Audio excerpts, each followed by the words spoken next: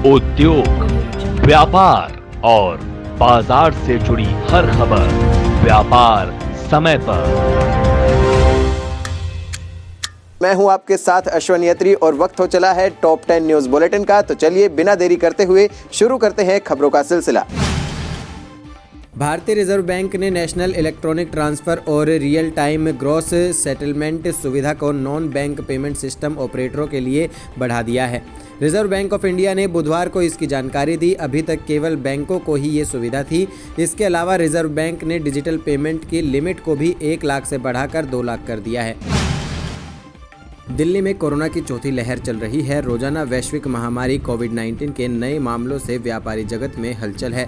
महाराष्ट्र और गुजरात समेत अन्य राज्यों में सरकारी सख्ती से दिल्ली के कारोबारी भी चिंता में हैं। अब भारतीय उद्योग व्यापार मंडल ने भी ट्रेडर्स से आह्वान किया है कि वे मार्केट में कोविड गाइडलाइन का गंभीरता से पालन कराएं।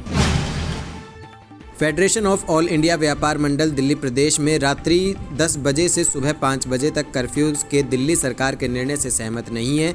दिल्ली प्रदेश महासचिव संगठन देवेंद्र जैन ने बताया कि कोरोना काल में पहले से ही व्यापार अपने नियमन स्तर पर है।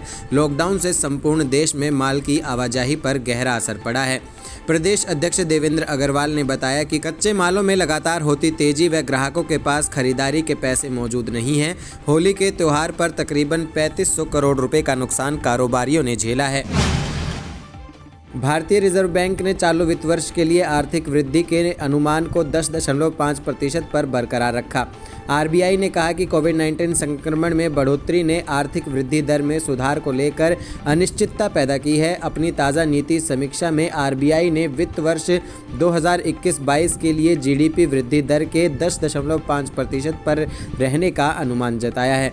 समीक्षा में कहा गया कि विभिन्न कारकों को ध्यान में रखते हुए जीडीपी वृद्धि के 2021-22 में 10.5% पर रहने का अनुमान है, जो पहली तिमाही में 26.2%, दूसरी तिमाही में 8.3%, तीसरी तिमाही में 5.4% और चौथी तिमाही में 6.2% रह सकती है। शादी विवाह के सीजन से पहले सोने और चांदी के भाव में तेजी आने लगी है। आज 7 अप्रैल को 24 कैरेट सोने का भाव 494 रुपये चढ़कर 45,904 रुपये पर पहुंच गया। वहीं चांदी के रेट 717 रुपये की बढ़ोतरी हुई। 1 किलोग्राम चांदी का दाम 66,139 पर पहुंच गया। India Boolean and jewellers association की वेबसाइट के मुताबिक 7 अप्रैल 2021 को देश भर के सराफा बाजारों में सोने चांदी के हाजिर भाव। कोरोना वायरस संक्रमण में तेजी और लागत बढ़ने के चलते भारत में सेवा क्षेत्र की गतिविधियां मार्च महीने में थोड़ी सुस्त हुई। एक मासिक सर्वेक्षण में बुधवार को ये कहा गया। भारत सेवा व्यवसाय गतिविधिक सूचकांक फरवरी के 55.3 से घटकर मार्च में 54.6 पर पहुंच गया।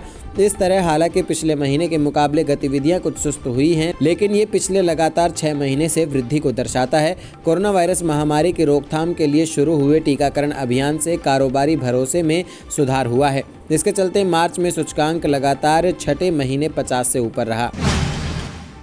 मौद्रिक नीति समिति ने सर्वसम्मति से विकास को बनाए रखने के लिए समायोजित रुख को बनाए रखने के साथ महंगाई दर को तय लक्ष्य पर बनाए रखने का टारगेट रखा है।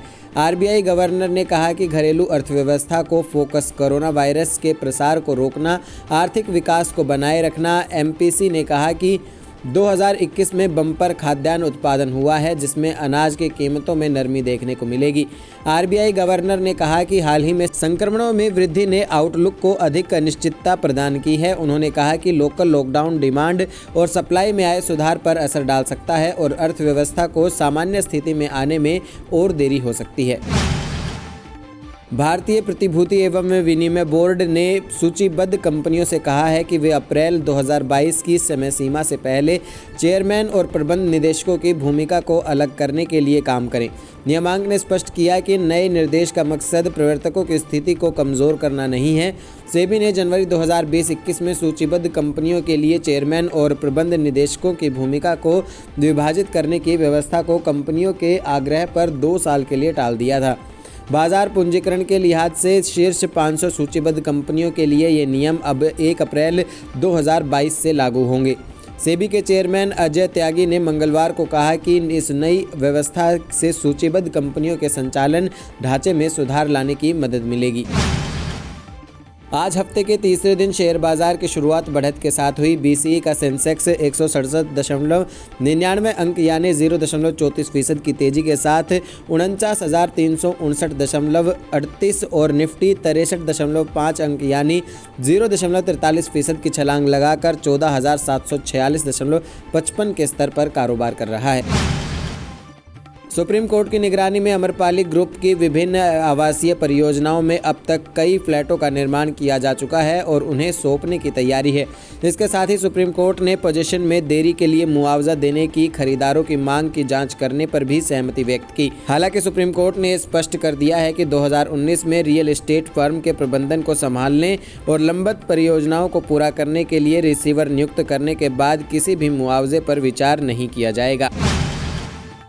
उम्मीद करते हैं आपको हमारे बुलेटिन खासा पसंद आया होगा। अगर आपको ये वीडियो हमारी पसंद आई है तो लाइक कीजिए, ज़्यादा से ज़्यादा लोगों तक शेयर कीजिए और हमारे चैनल को सब्सक्राइब करना बिल्कुल ना भूलें। और अगर आप ये वीडियो हमारे फेसबुक पेज पर देख रहे हैं तो हमारे पेज को ज़रूर लाइक करें। हमसे जुड़े रहने के लिए हमारे YouTube चैनल को सब्सक्राइब करें और नई वीडियो की नोटिफिकेशन के लिए बेल आइकॉन को दबाएं। अगर आप ये वीडियो Facebook पर देख रहे हैं